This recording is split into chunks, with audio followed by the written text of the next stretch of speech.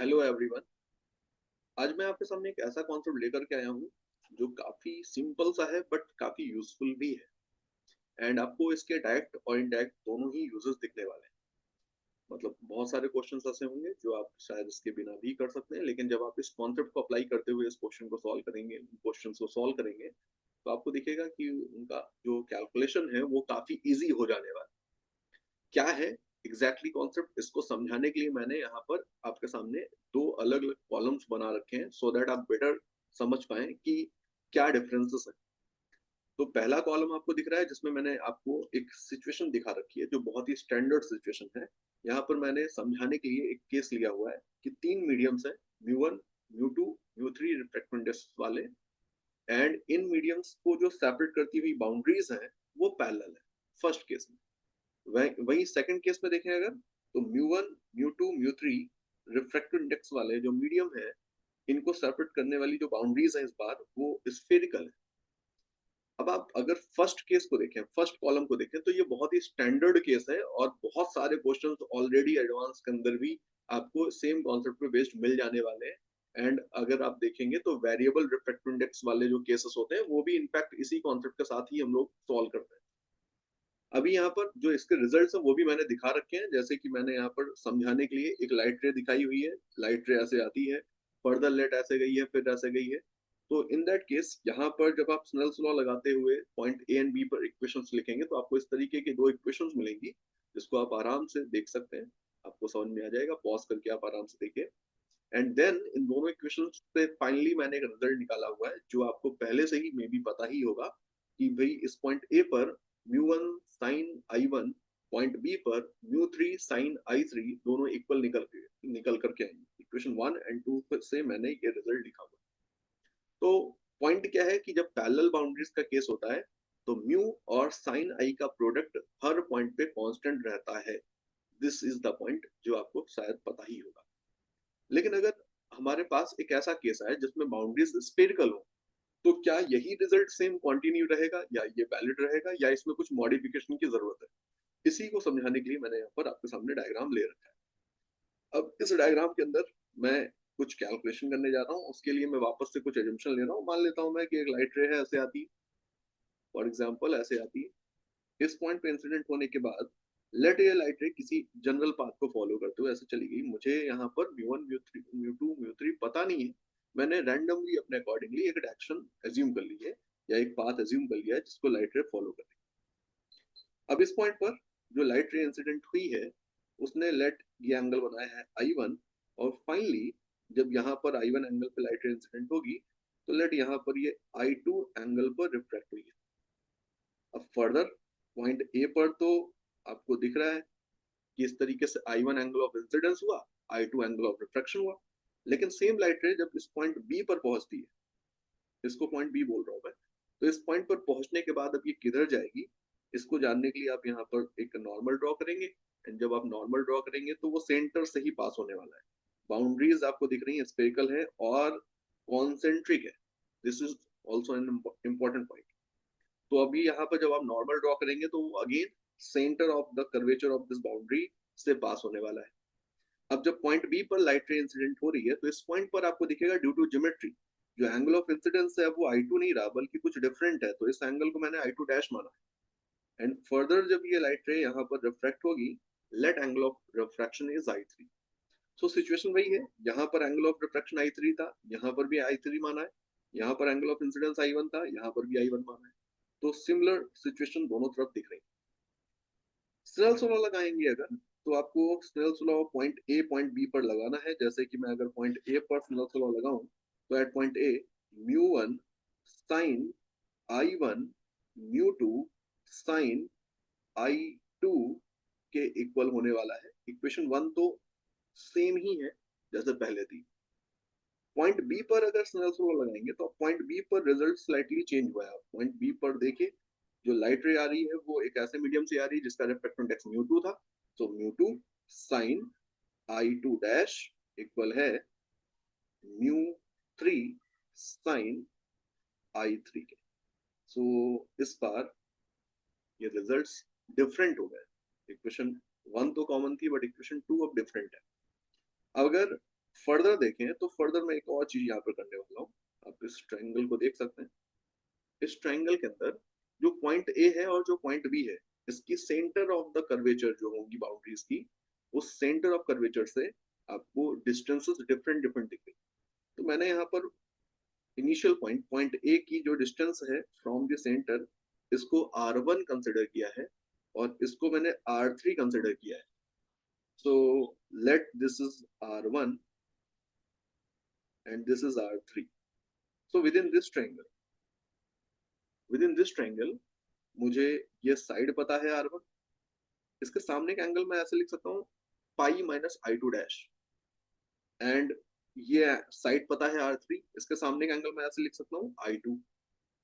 सो अगर मैं sine rule apply करूंगा इस ट्राइंगल के अंदर, तो साइन रूल अप्लाई करने पर मुझे यहाँ पर दो रिजल्ट मिल रहे हैं। By sine rule r1 upon sine pi minus i2 dash equal होगा r3 upon sine of i2। यहां से मैं r1 अपॉन r3 इक्वल लिख सकता हूं sign i2 dash upon sine i2 के। इसको मैंने थर्ड इक्वेशन बोला है। अब इस थर्ड इक्वेशन के अंदर जो साइन i2 डैश और साइन i2 है, इनकी वैल्यूज मैं यहाँ से ऑब्टेन कर रहा हूँ। और इसको ऑब्टेन करने के लिए मैंने थोड़ा सा बस यहाँ पर रीअरेंजमेंट किया हुआ है, जैसे कि मैं अभी ऐसे लिखता हूँ सो दैट ज्यादा इजिली आप समझ पाएंगे। मैंने कुछ नहीं किया, मैंने LHS RHS की पोजीशन स्वैप की है। और अगर मैं अब 2 और 1 को डिवाइड कर दूं, इक्वेशन 2 को 1 से डिवाइड कर दूं इस साइड में, अगर मैं इक्वेशन 2 को इक्वेशन 1 से डिवाइड कर दूं, तो आप देख पा रहे होंगे कि यहाँ पर sign i2 dash upon sine i2 बन जाने वाला है, जिसकी value μ1 sign i1 upon μ3 sine i3 के इक्वल होगी। अगर आप समझ गए हैं तो बहुत अच्छी बात है, नहीं तो मैं यहाँ पे करके दिखा रहा हूँ कि अगर मैं डिवाइड करूंगा 2/1, तो मुझे यहाँ पर मिला होगा μ1 sign i1 upon μ3 sine i3। मैंने 2/1 करा है, तो ये यहाँ पर है। ऐसा कुछ रिजल्ट मुझे मिला है। एंड RHS के अंदर μ2 से μ2 कैंसिल हो चुका है, sign i2 dash upon sine i2 मिला है। सो ये रिजल्ट आप कंपेयर करें, अगर ये रिजल्ट कंपेयर करें तो ये रिजल्ट इक्वेशन नंबर 3 से r1/r3 के इक्वल है। सो मैं अगर इस C को कंटिन्यू करूं आगे, तो ये रिजल्ट ऐसा मिल रहा है μ3 sine i3 upon μ1 sign i1 equal है r1 अपॉन r3 के। इसको थोड़ा सा रीअरेंज कर देते हैं कि μ1 साइन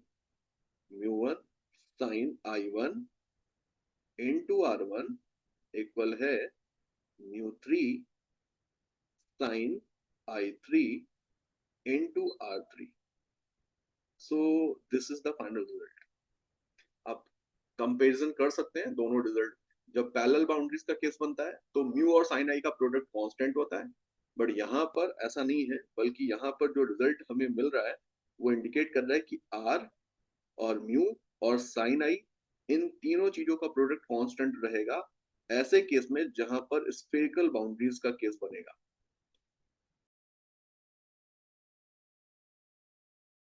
मैंने एक प्रॉब्लम ली हुई है आपको उस कॉन्सेप्ट का एक इनडायरेक्ट यूज समझाने के लिए, और there will be some more examples in my next video. इसमें मैं आपको उसके इनडायरेक्ट नहीं बल्कि डायरेक्ट यूजेस भी दिखाने वाला हूँ। बट फिलहाल ये एक इनडायरेक्ट यूज वाला प्रॉब्लम है, बिकॉज जो क्वेश्चन है आपके सामने, आप इसको कर सकते हैं बिना उस कॉन्सेप्ट को यूज किए भी। ठीक है, क्या है एग्जैक्टली क्वेश्चन?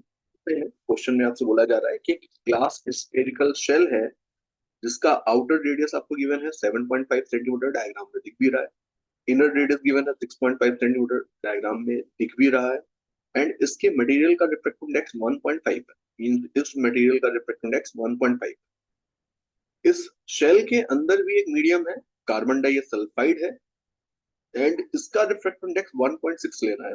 मींस यहाँ पर भी एक मीडियम आपको कंसिडर करना है। एक लाइट सोर्स लिया है हम लोगों ने, जिसको सेंटर से 6 सेंटीमीटर की डिस्टेंस पे रखा हुआ है यहाँ पर कहीं। देन डिस्टेंस आपको मेंशन की गई है यहाँ पर आगे। What percent of the energy of the light source leaves the system, ऐसा पूछ रहा है। तो क्वेश्चन को पढ़ते ही आपको ये इंट्यूशन सी आएंगी कि कहीं ना कहीं यहाँ पर इस क्वेश्चन में टीआईआर का कुछ यूज होने वाला है। डेफिनेटली यहाँ पर कुछ ऐसा हो रहा होगा कि लाइट रेज ऐसे जा रही होंगी रेडियली हर्ड एक्शन में इस पॉइंट सोर्स के रिस्पेक्ट में।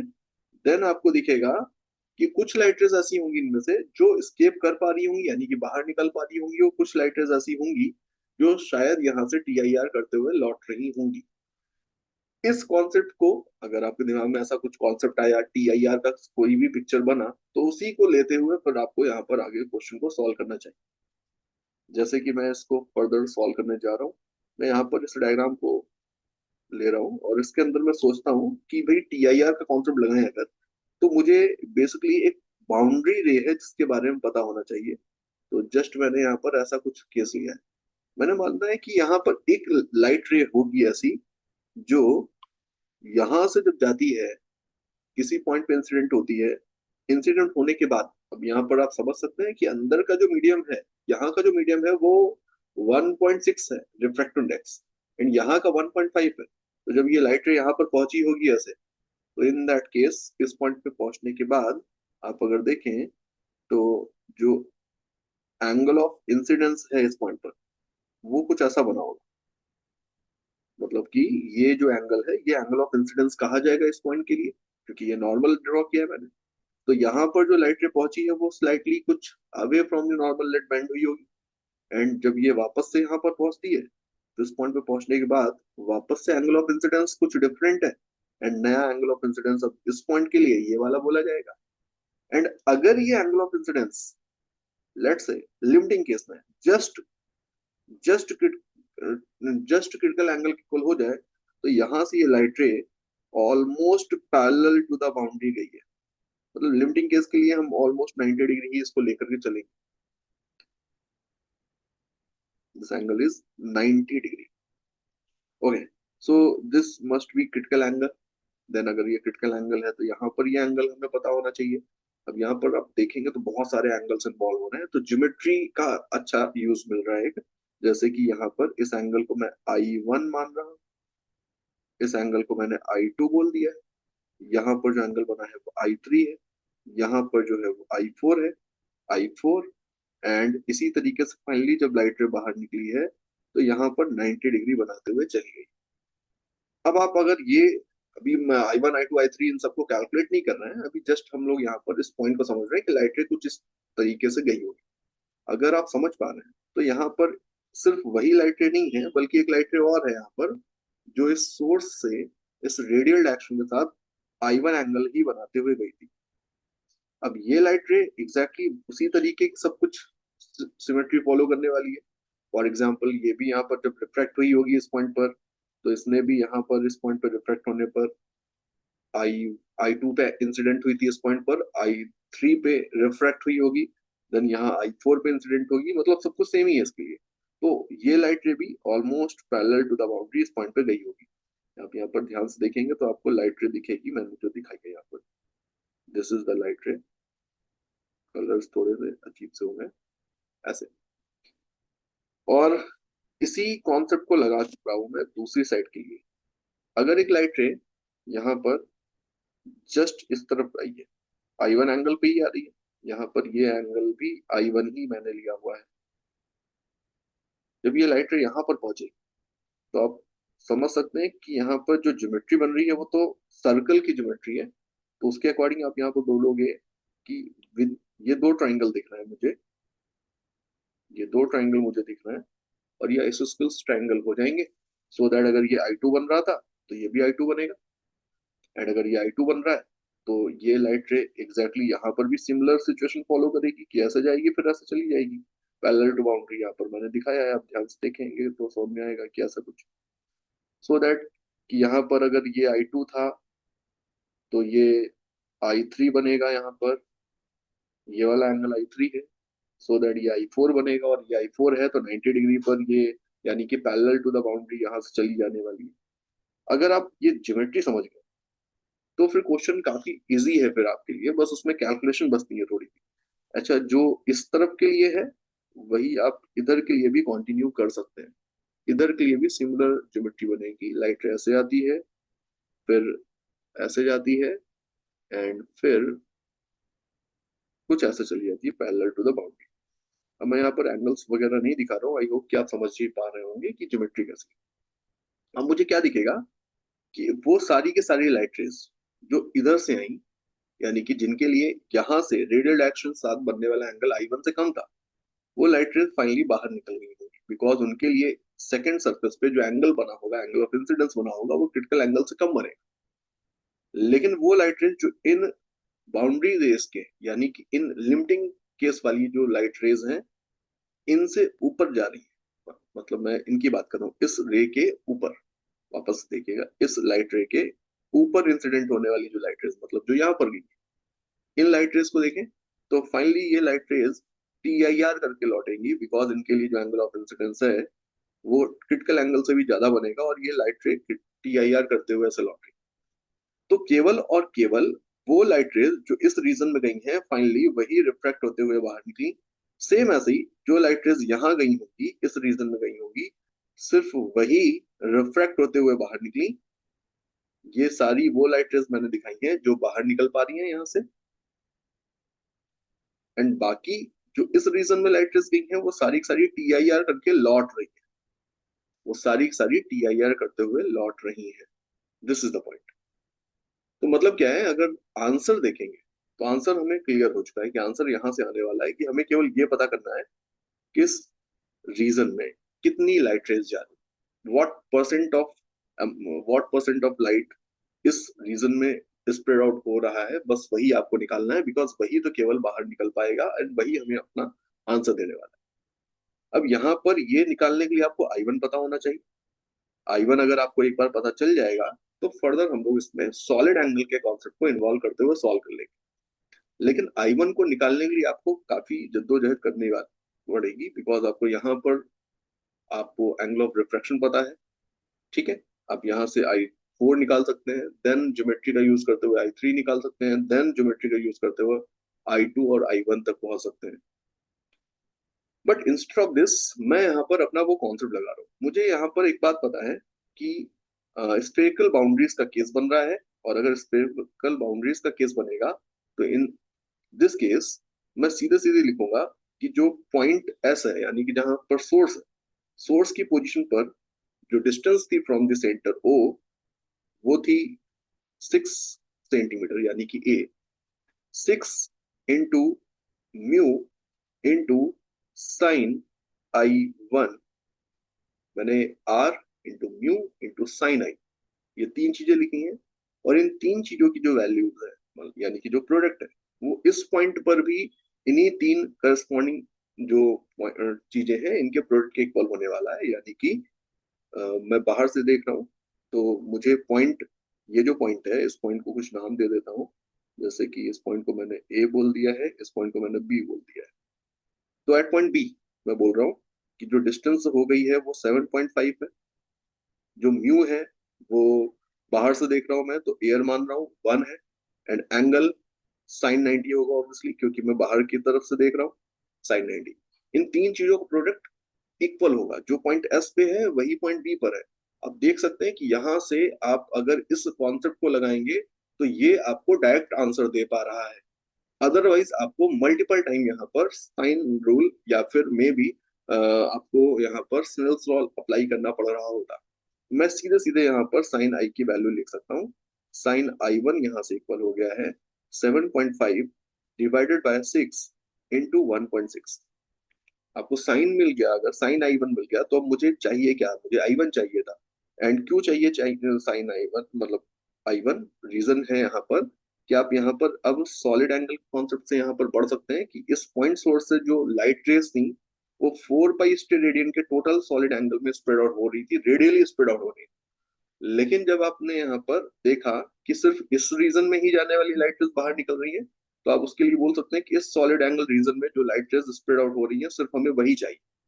तो अगर मैं यहाँ पर देखूं तो ये सिमिलर कॉन्सेप्ट बन गया है यहाँ पर अगर ये I1 देखें तो half angle of the cone है, सो दैट ये सॉलिड एंगल आप यहाँ पर हाफ एंगल वाला जो फॉर्मूला होता है उसको यूज करते हुए लिख सकते हैं। आपने पढ़ा ही होगा ये कि सॉलिड एंगल, इसको सॉलिड एंगल मैं बोल रहा हूँ, ये वाला जो एंगल है इसको मैं सॉलिड एंगल ले रहा हूँ, ओमेगा बोल रहा हूँ, ये वाला सॉलिड एंगल या ये वाला सॉलिड एंगल, दोनों एक ही है। सो ओमेगा इक्वल होगा 2 पाई 1 - कॉस आई। अब साइन आई, कॉस I1, अब साइन I1 की वैल्यू ऑलरेडी कैलकुलेट कर चुके हैं, अब यहाँ पर रख सकते हैं साइन I1 से कॉस I1 की वैल्यू निकाल करके। तो 2 पाई 1 - 1 - साइन स्क्वायर I1 का रूट बन जाने वाला है। एंड अगर आपको ओमेगा मिल गया तो आपको दिखेगा कि यहाँ पर omega and omega, 2 omega region में जो लाइट रेज जा रही है वो चाहिए।